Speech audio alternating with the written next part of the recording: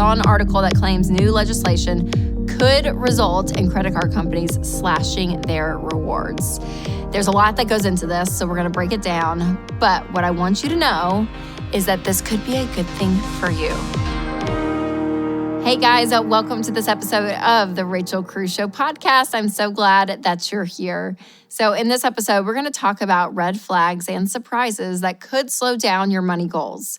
I'll talk through a recent article that came out stating that a handful of Americans can't cover a $400 emergency in cash and what you can do to ensure you have a good emergency fund.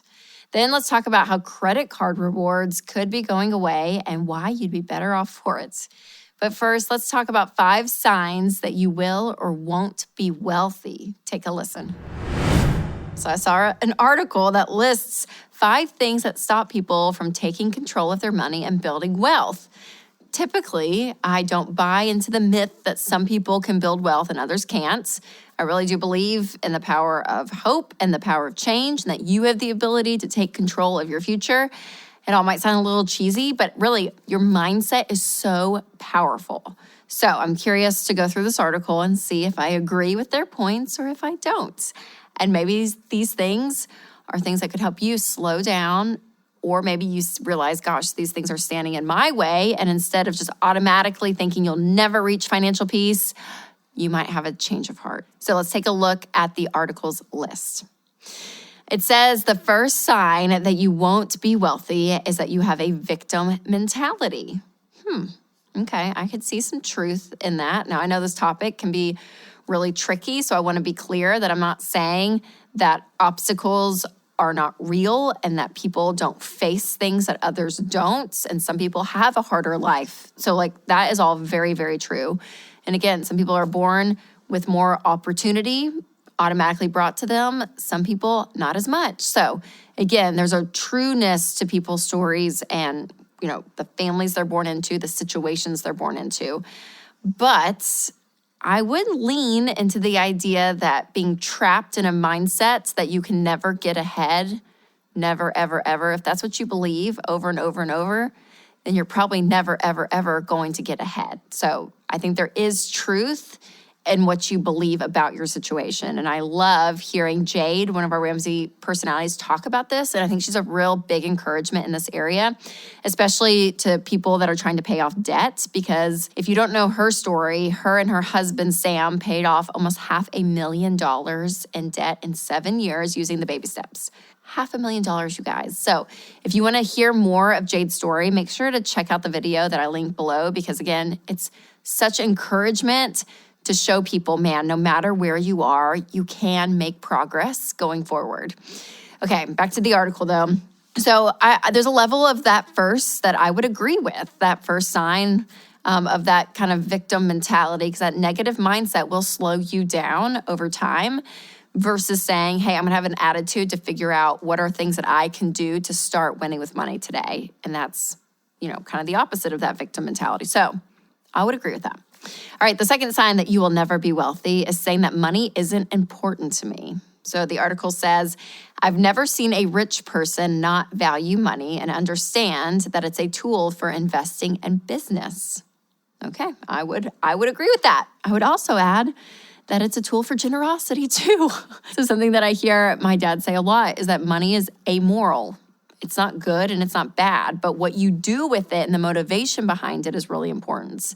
And when you're completely indifferent about money, that it doesn't matter at all, then you probably are less likely to be intentional with it and intentional with seeing it as a tool to use it in the way that you want to use it. So, okay, I can see that. All right, they say the third sign that you'll never be wealthy is that you love to spend more than you make.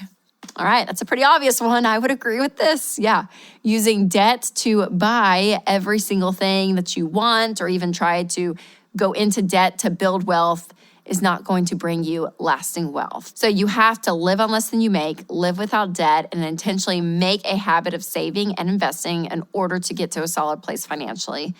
And of course, you need to be budgeting. Yeah, if you haven't tried Every Dollar yet, that needs to be your next step when it comes to building wealth. It's a free budgeting app, and it lets you decide where your money goes instead of wondering where it went. I highly recommend it, you guys. Make sure to check it out. All right, the fourth sign that you'll never be wealthy is that you have a scarcity mindset.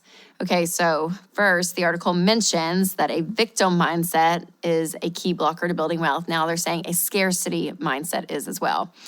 And clearly, mindset is really powerful in this. But I don't know about this one. There's a little bit of me that kind of may not agree with it, because I think, being frugal will help people save money, and especially if you're getting out of debt and that kind of thing, I think is really key. But also spending money, is not a bad thing either. So once you create margin in your budget, don't be afraid to invest in wise things like your emergency fund or even an appreciating asset like a house or retirement. So I don't know, but a scarcity mindset is someone that's like, okay, I don't want to take big risks. But I think about my husband and I'm like, Winston is more of a scarcity mindset. And honestly, I think if it were him or I at the end of our life, he'd probably end up having more money saved than I would. I think he probably would be more wealthy than me. So I don't know if that's true. I think you can have a scarcity mindset and still be investing and all that. They're just not gonna take these like extreme risks that maybe people that have an abundance mindset would. And maybe that pays off in the end sometimes, but sometimes it doesn't. So I don't know about this one. I don't know if I agree with that one fully. All right, the fifth and final sign that you'll never be wealthy is that you're not obsessed with being the best in your business. Okay, it's a pretty strong statement, and the word obsessed is a lot. So they're saying if you are not obsessed with being the best in your business, you will never be wealthy. And I don't know if that's true either, you guys. I really don't. I think doing your job well and doing it with excellence and all of that is really, good for you, good for your company that's employing you, like all of that. Like I get all of that, but I don't know. I'm just like, I have friends that are graphic designers and they're awesome at it, but it's not like they're just like obsessed with it and they have to be the best of the best of the best of the best. Like they work on their craft and they do well. So I'm like, someone that does that, and again, they don't get into debt, they live on less than they make, they invest, all that, they're going to be wealthy. So I don't know if I agree with that one. I don't think you have to be obsessed with being the best of the best. Again, I think it's important to do things with excellence, but that word obsessed feels off to me. Okay, so it's an interesting list, you guys. I mean, and again, I think that there's a lot of things around building wealth, and I think the most important call out here is your mindset. I think that you really do. You have to be very intentional about what you're putting in your mind, the people that you surround yourself with, the messages that you surround yourself with. I think that's really key. And then we always say that personal finance is 80% behavior. It's only 20% head knowledge. So what you do with your money is what's going to allow you to be wealthy. It's a really big deal. Your habits and your choices around money, it's really key. So I love these kind of conversations, though. I think they're really interesting. So hopefully maybe that this has inspired you or maybe even shifted some of your mindsets. But I would encourage you guys to be intentional with your money. And I mentioned it earlier, download Every Dollar, our budgeting app. Make sure to get in there and actually start being on purpose with your money. Check out Financial Peace University. This is another incredible resource that's literally helping people create wealth and build wealth and showing them the signs and the steps to do that. So you can sign up for that course at RamseySolutions.com. Plus, you can get tons of other resources. So just be sure to check that out. Hey guys, it's Rachel. If healthcare costs are increasing while your available choices are decreasing, check out Christian Healthcare Ministries. CHM is a biblically based health cost-sharing ministry, and it's an affordable alternative to health insurance. Find out more at chministries.org/budget. That's chministries.org/budget. So today we're going to explore the claim that credit card rewards are going away and why you don't need them in the first place. Okay, I saw an article that claims new legislation could result in credit card companies slashing their rewards. There's a lot that goes into this, so we're going to break it down. But what I want you to know is that this could be a good thing for you. Okay, let's take a look at the article. So the Credit Card Competition Act was introduced in June. So before we get into the bill, first, I want to kind of show you how credit cards work in a certain area, okay? So when you think about a merchant, when you go and buy something, let's just take my friend Mark, for example. Let's say Mark is buying groceries at Publix using a Visa credit card. When Mark goes to check out, Publix is charged an interchange fee, or a swipe fee is usually what it's called, by Visa. So this basically is a fee that the bank applies to Publix for using Visa's routing network to process the credit card transaction. So in many cases, the merchant, aka Publix, passes those fees onto the consumer by either inflating their prices or charging a transaction fee for credit cards. So there are two major credit card processors that merchants can use, and that is Visa and MasterCard. And since there are really only those two big companies processing credit card transactions, they kind of have a monopoly, meaning they can make their credit card fees whatever they want. So this bill is proposing that big banks that issue credit cards also offer a network of smaller processors to merchants. So that means that they wouldn't have to choose just between Visa and MasterCard. They could choose a smaller processor. And the banks in this network could also offer lower fees, making them more appealing to merchants. So this is where the credit card rewards come in. So if big banks are losing their business to smaller network banks, that means they're getting less money from swipe fees, and that decreases their profits. And when profits go down, you know what happens next. The fluff gets cut. So economists are predicting that banks could make up for this loss by offering less credit card rewards. And a lot of people are freaking out about this. But listen, you guys, the reality of credit card rewards is there to make you spend more money. So that extra money that you're spending to get the points for the airline miles could actually just be going to saving that money and using that money, your money, to buy the airline ticket instead of going into debt. So that's just one reason why you don't need a credit card. Let's just go over a few more. One argument I hear from a lot of people who use a credit card is, but Rachel, I pay mine off every single month. Well, although that would be perfect in the world if that was true, but Ramsey research found that 80% of Americans who have a credit card, half of those people have a balance and are racking up interest. So reason number one, you don't need a credit card, is that it's better to own than owe.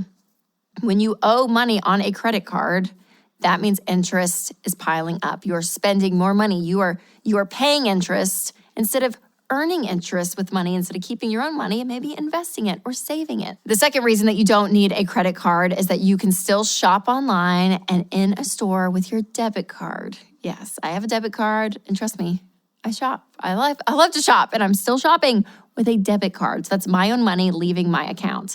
And even our great friends at Target, they have a debit card. So I have a Target debit card, but it's money coming right out of my account. So it's amazing. When you are spending your own money, you guys, studies have proven this, that you spend differently when it's your own money. All right, reason number 3 you don't need a credit card is that you have an emergency fund. Yes, that is our hope. Our steps when it comes to becoming financially secure is the baby steps. And the very first one on there is to get a $1,000 emergency fund. So that means if you have a flat tire, then you actually have money in the bank to pay for that. Because what happens is when you don't have money saved and you don't have an emergency fund, then you have a flat tire and you swipe the credit card to fix it. So not only did you have a car issue, now you have a financial issue because you have a bill that you're going to have to pay later on down the road. So it eliminates all of that. You are able to spend your own money. You are your emergency fund, which is great. And the final and the fourth reason that you don't need a credit card is that you have a budget. Track every single dollar that you spend. And when you do this, you're going to be able to see, okay, what can I afford and what can I not?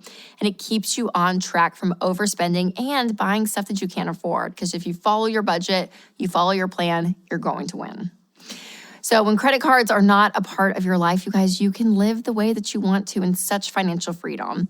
And sure, you may have to wait for some purchases, but that's okay. You can actually start to learn even to be content and have patience, which is really hard for a lot of us in our world today. But when you move at the speed of cash and you use your own money, it's amazing what produces inside of you.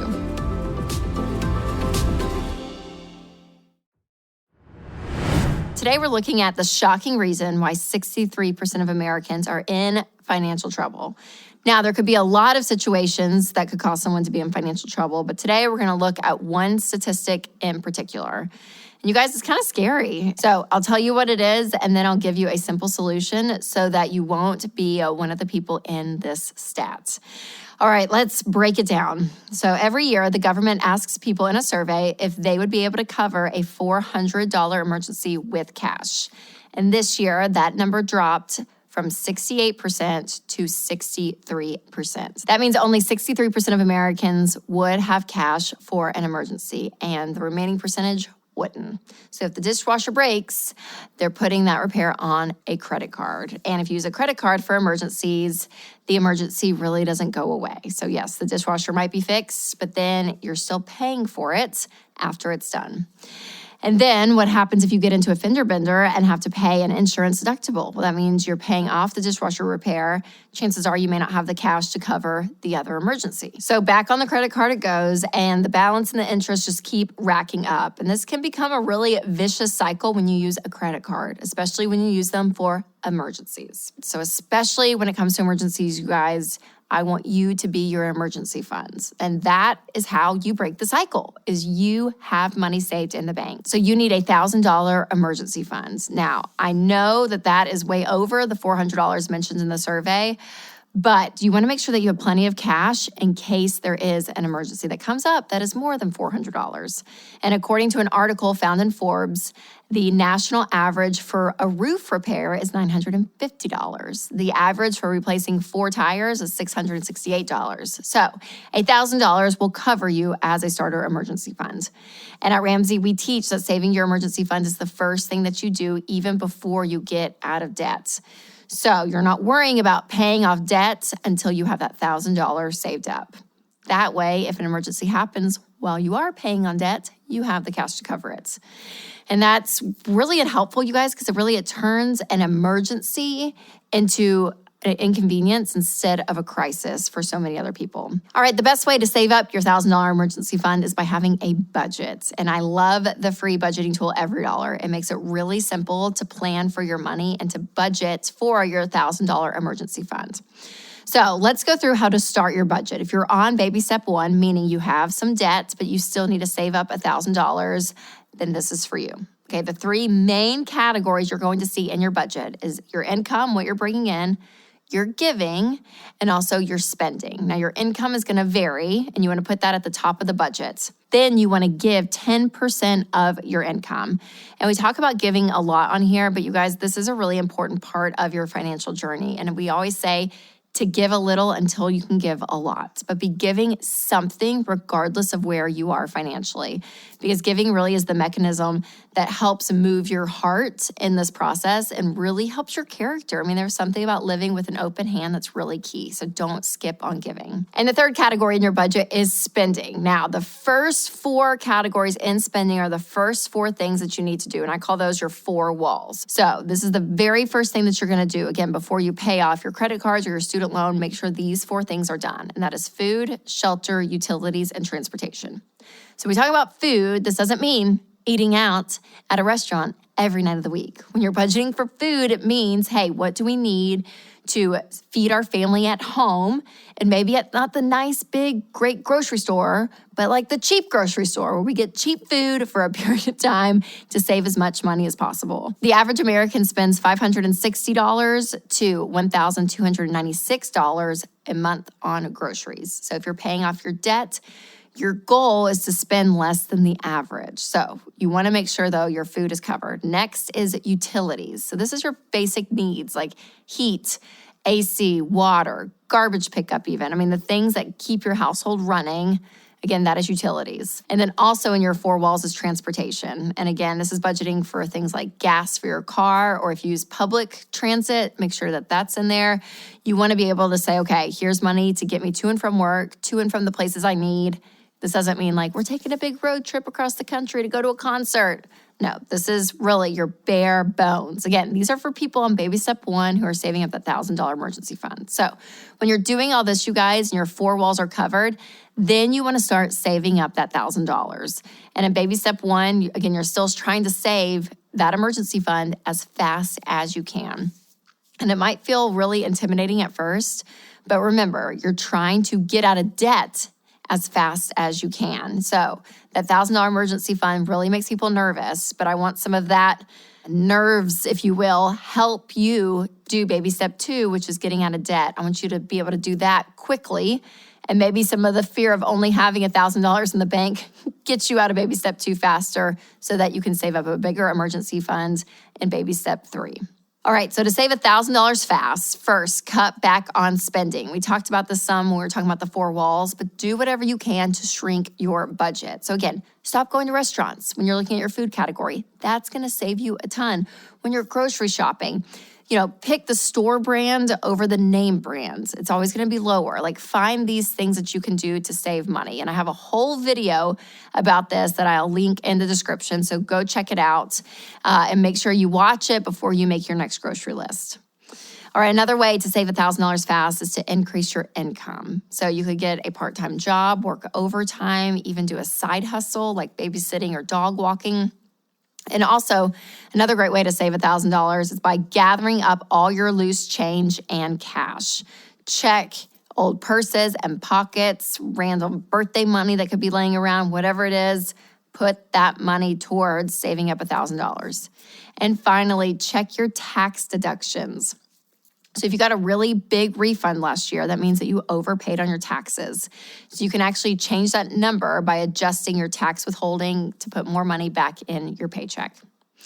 All right, you guys, I know that hearing you need to save $1,000 can feel overwhelming, but you can do this. And imagine how empowered you'll feel when you have money in your savings account. And emergencies are something that we don't expect, but we can plan for them knowing that they're going to happen.